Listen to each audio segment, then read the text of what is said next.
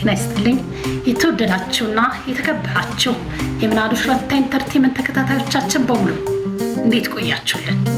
ይህ በየሳምንቱ ወደ እናንተ ይዘን የምንቀርበው የትረካ ሰዓታችን የትረካ ሰዓት ቻናላችንን በቅንነት ሰብስክራይብ፣ ሼር፣ ላይክ እያደረጋችሁ ቤተሰብ እንድትሆኑ ታሪኮቻችን ደግሞ ለሌሎች እንድታጋሩ በትህትናና በፍቅር እየጠየቅኩኝ ከወዲሁ ስለ አብሮነታችሁ ከልብ አመሰግናለሁ።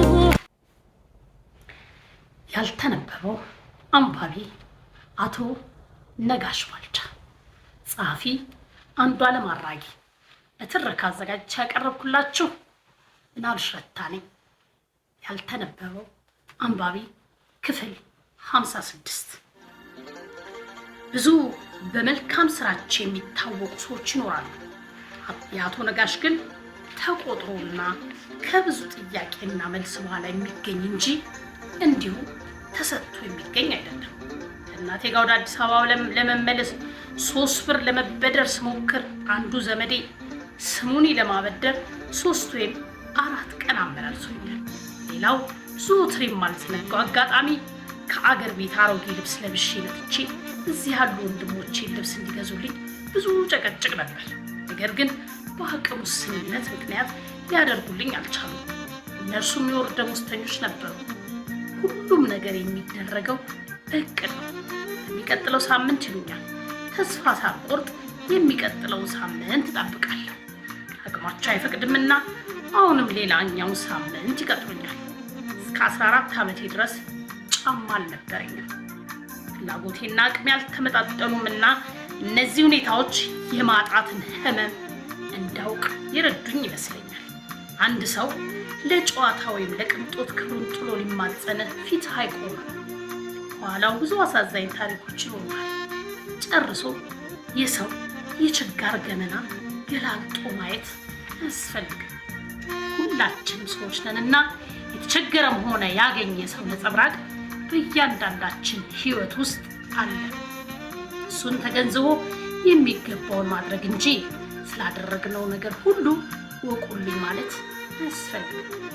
ደግሞስ ሁላችንስ ብንሆን የቆምንበት ቦታ የቆምነው ይነስም ይብዛም በሌሎች እገዛ አይደል?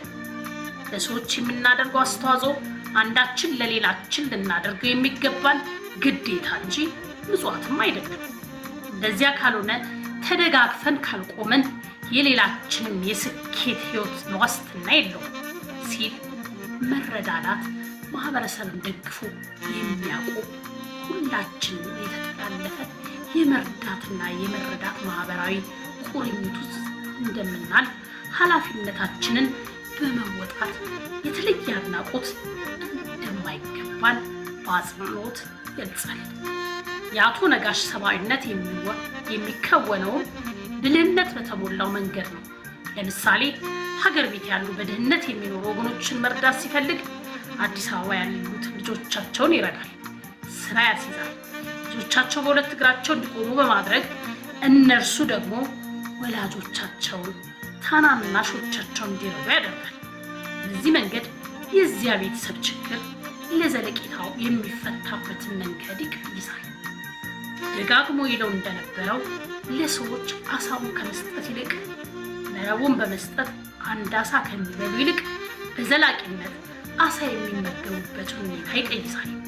ሰዎች ጥሪት የሚያፈሩበትንና ህይወታቸውን በቋሚነት የሚቀየርበት መንገድን ይጠርጋል። መቼም ከሚያስደንቁት የአቶ ነጋሽ ባህሪዎች አንዱ ለሌሎች ያደረገውን አስተዋጽኦ አሳንሶ ማየቱ ነው።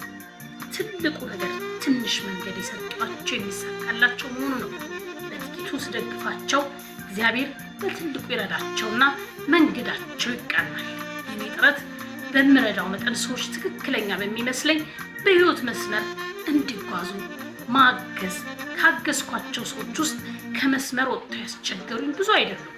እግዚአብሔር ይመስገን በዚህ ደስተኛ ነኝ በማለት ብዙዎች በጎ የሰራላቸው ሰዎች በእንባ ጭምር እየታጠቡ የሚገልጹትን መልካምነቱን አቅልሎ ያቀርባል። ለመጀመሪያ ጊዜ ጫማ በ14 ዓመቱ የተጫማው ነጋሽ ባልቻ የመጀመሪያ ልብስ ሲገዛ 12 ብር ልብስ ገዝቶ በመልበሱ እንደ አስቸግሮት ነበር። ኋላ ላይ ተሻሽሎ የ18 ብር ልብስ እንደገዛ ያስታውሳል። በዚያን ዘመን የደሞዝ ውድነት ለእርሱ ያን ያህል ብር አውጥቶ የሚገዛለት ሰው አልነበረም። እርሱ ግን በሕይወቱ ዘመኑ የከፍታ ወራት ላይ ብዙ እንዲነሱ የማይፈልጋቸው የበጎነት ስራዎችን ለቁጥር ለበዙ ሰዎች አድርጓል። ገንዘብ መስጠት ካልቻለ የለበሰውን አውልቆ በመስጠት ለታረዙ ይደርሳል። በከፍታ ዘመኑ ሁሉ የመጣበትን መንገድ አልዘነጋም። ሰዎች ያደረጉለትን መልካም ነገር ፈጽሞ ከዋጋ አያጎልም። ያለፈበትን የመከራ ሸለቆ እያስታወሰ ለብዙዎች የበረከት ጠል ሆኖ እግዚአብሔር ፈቅዶ ያ ሁሉ ፈተና ታልፎ ልጆቼን ድሬ የወንድሞቼን የእህቶቼንና ሌሎች ዘመዶቼን ልጆች ድሬ ለማየት በቃ ሁሉም ቦታ እንዲይዙ በእግዚአብሔር ኃይል ሞክሬ ሲሳካልኝ ቀድሞ የሚያሳዝነኝ የወንድሞቼ የእህቶቼ እኔን አለመደገፍ ከምን የተነሳ እንደሆነም ተረዳሁ። ኋላ ሳስበው ያን የሚያገኙት ደሞዝ የነበረው 30 ብር ከብዙ ቦታ ተከፋፍሎ ምን ሊቀር ይችላል ብዬ አስባለሁ። አሰብኩናም ሐዘኔ ተገቢ እንዳልነበር ተረዳው በማለት በልጅነት አእምሮ የሳተ የመሰለውን ነገር ባዛውንትነት ዘመኑ ያርማል። የሻከረውን ልቡን አንስቶ ያለ ንፉግነት የይቅርታውን ልግስና ያሳያል። ከይቅርታው ልግስና አልፎ ራሱን ጥፋተኛም ያደርጋል። የትህትናው መጠን የሰብአዊ ከፍታውን ምጥቀት ያሳያል። በዚህ መጽሐፍ ውስጥ ከሚያውቋቸው አንደበት በሚለው ክፍል ውስጥ ከጠቀስኳቸው ግለሰቦች አንዱ አቶ ማሩ ገዳ ነው። ማሩ ገዳ የሰጠው ምስክርነት ቃል ሲሰማ በዚህ ሀገር በቅርብ ዘመን ውስጥ የተፈጸመ ሳይሆን በሩቅ ዘመን ተፈጽመው በመጽሐፍ ቅዱስ ላይ ከሚነበቡ ታሪኮች አንዱን ይመስላል። በሰራበት ትጋት ሲረዳው የነበረው አቶ ማሩ ግቢ ገብርኤል በመውሰድ ቁጭ አድርጎ እጅህን ዘርጋ በማለት እጁን ይዞ ያለማቋረጥ ከመረቀው በኋላ ከነበሩት 4 ሱቆች አንዱ እቃውን አሟልቶ ከነ መካዘኑ ስጦታ መስጠቱ የሚገርም ታሪክ። የሚገርመው ደግሞ መስጠቱ ብቻ አይደለም፣ እግዚአብሔር ቤት በር ላይ ቁጭ አድርጎ ከልቡ ተቀርቶ በማያልቀው ምርቃት ማረስረሱ ነው። አቶ ማሩን በስጦታው የደስታ እንባ ቢያነባም ከዚያም በኋላ ያስለቀሰው እኔ የራሴን ስራ ይዤ ከቀጠልኩ ፍቅራችን ቀዝቅዞ እንለያይ ይሆን ወይ የሚለው ነበር። ከነጋሽ በተሰጠ የማጽናኛ ቃላት ተረጋጋ እንጂ የሰው ልጅ ከተገነባባቸው ጡቦች መካከል በጣም ታላላቆቹ ርህራሄና ፍቅር ይመስሉኛል።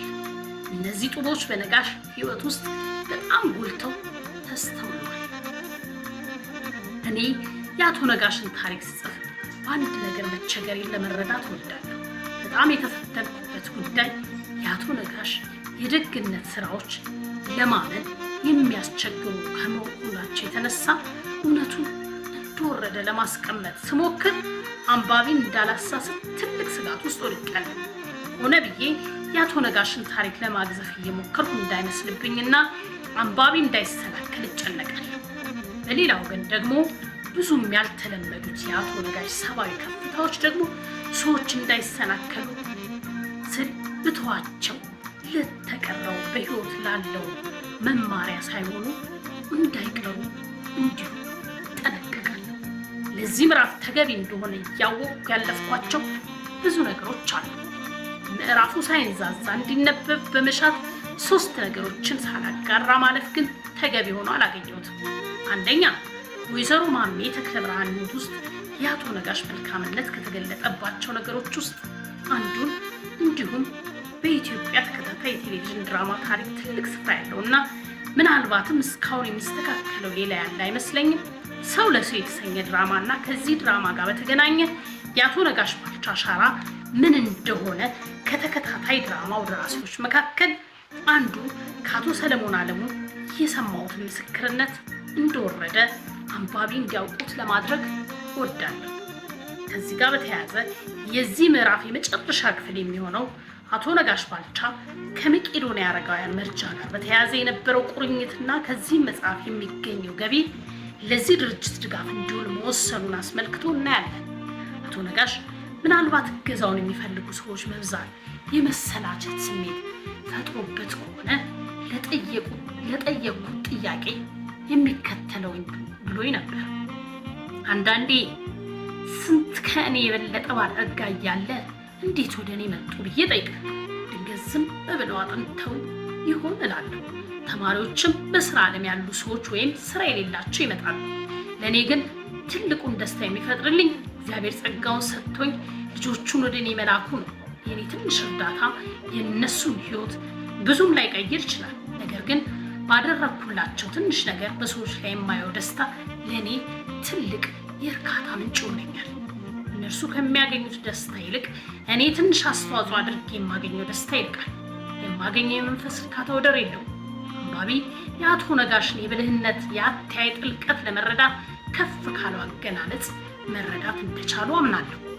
አቶ ነጋሽ ከአንዳንዶቹ የልጅነት ጓደኞቹ እስከ ሕይወት ፍጻሜው ድረስ ዘልቋል ይለናል ጸሐፊያችን አንዱዓለም አራጌ ያልተነበቡ አንባቢ አቶ ነጋሽ ባልቻ ታሪክ ላይ። ለዛሬ ያዘጋጀንላችሁ ክፍል ይህን ይመስል ነበር።